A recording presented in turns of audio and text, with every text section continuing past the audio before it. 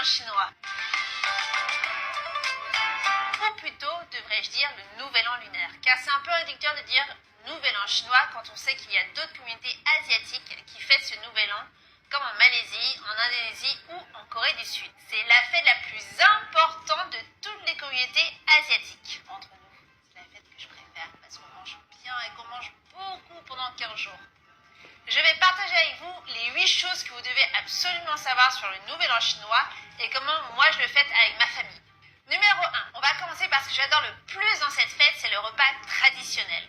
En général, on fait le Nouvel An chinois la veille du Nouvel An, un peu comme un réveillon de Noël, je dirais. Et surtout, on mange des plats qui sont complètement différents des plats du quotidien. On prépare des plats qui sont un peu compliqués à réaliser ou tout simplement des plats avec des produits rares. Chez moi, il y a en général 8 à 12 plats qui sont présentés sur la table. Et il y a vraiment de tout. Vous pouvez en trouver toutes les viandes et tous les fruits de mer. Du cadarake, du porc croustillant, du poulet, du poisson, des abalones. D'ailleurs, c'est la seule fois où je mange des abalones dans l'année. Mais je vous rassure tout de suite, il y a quand même des légumes qui sont soit sautés, soit en bouillon. Il y a également des fruits, des petits gâteaux, des petites sucreries.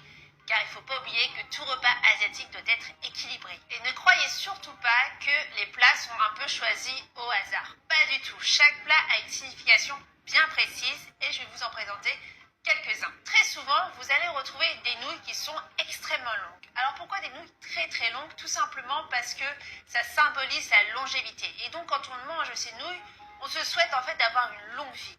Et pas n'importe quelle nouille, puisque ce sont des nouilles aux œufs, puisque l'œuf symbolise la fertilité. Vous allez également trouver un poulet entier. Entier de chez entier. Pas le petit poulet que vous allez retrouver dans les supermarchés qui a plus sa tête ni ses petites pattes. Non, non, entier de chez entier avec sa tête, ses pattes, ses tripes. Pourquoi? Tout simplement parce que ça symbolise l'unité de la famille. Et quand on le présente sur la table, il ne faut pas qu'il soit découpé parce que ça représente la plénitude. Vous allez également retrouver du poisson. Le mot poisson en mandarin se prononce lu, ce qui sonne exactement comme le même mot qui signifie abondance ou surplus. Et donc, comme pour le poulet, il faut que le poisson soit entier. Donc la tête et la queue, tout simplement pour se souhaiter bonne chance pour cette nouvelle année.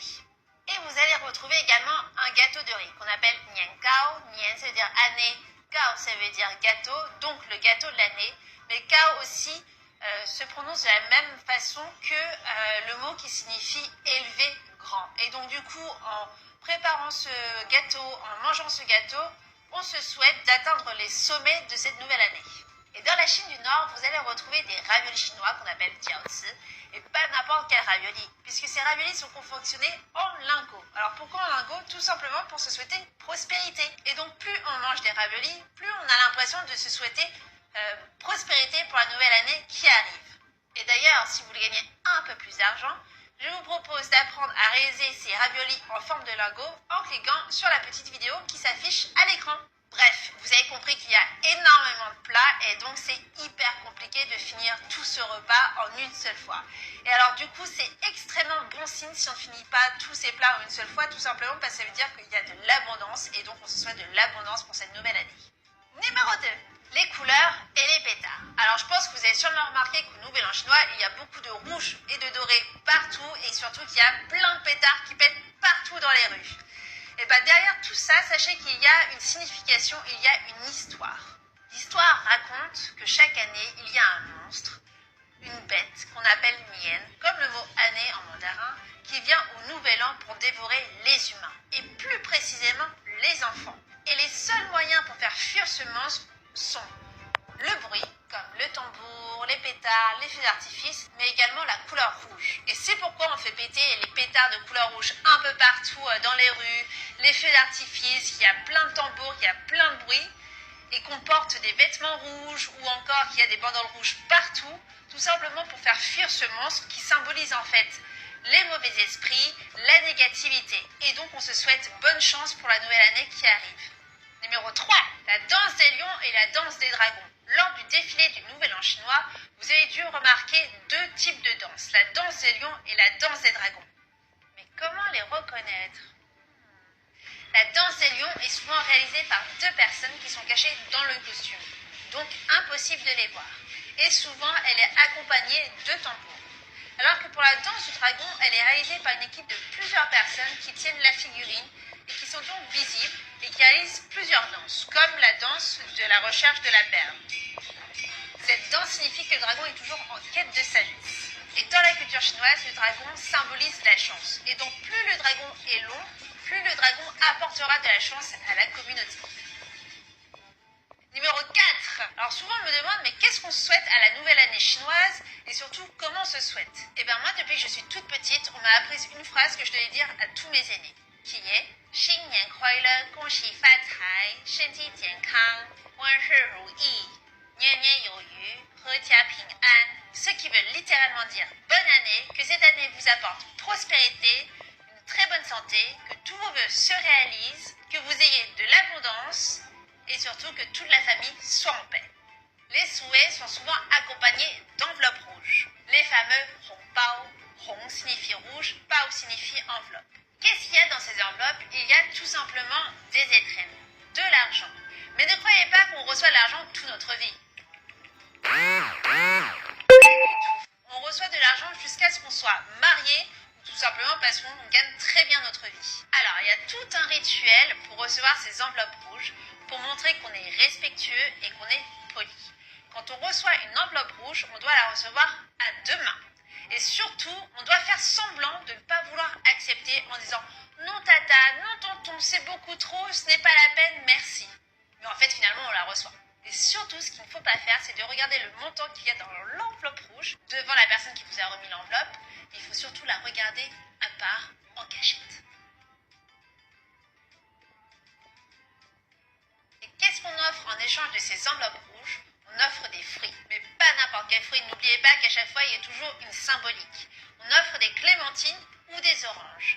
Tout simplement parce que la couleur de ces fruits ressemble à la couleur de l'or et à la longévité. Et donc, quand on offre ces fruits à nos aînés, on leur souhaite tout simplement une longue vie et prospérité. Et quand on offre ces fruits, il ne faut surtout pas les offrir par nombre de 4. Jamais, parce que le chiffre 4 se prononce comme le mot mort en mandarin. Et donc, si jamais vous offrez 4 clémentines ou 4 oranges, et bah du coup, ça veut dire que vous souhaitez la mort à ces personnes-là. Numéro 5.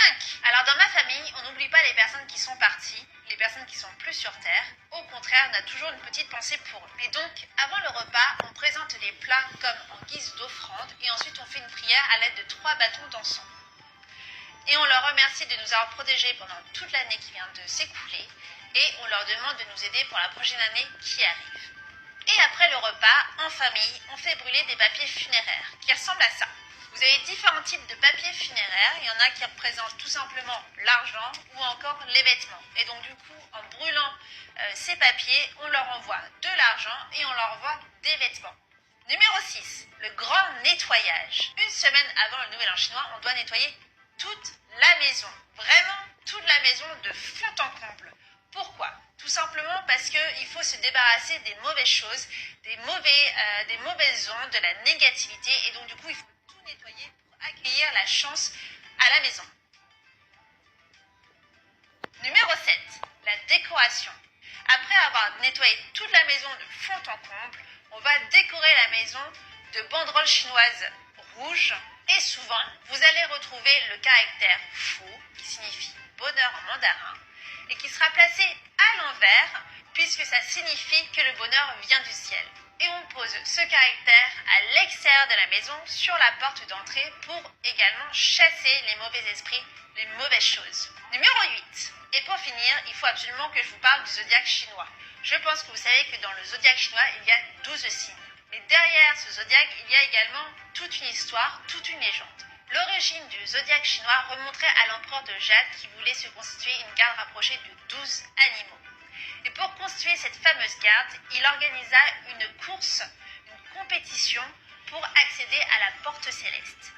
Et donc 12 animaux ont gagné cette fameuse course selon leur force et leur caractère. Et donc par ordre d'arrivée, il y a tout d'abord le rat. Alors le rat, on se dit, mais pourquoi le rat? Il est tout petit, il court pas très vite, etc. Tout simplement parce que le rat est très malin. Et donc en fait le rat s'est caché derrière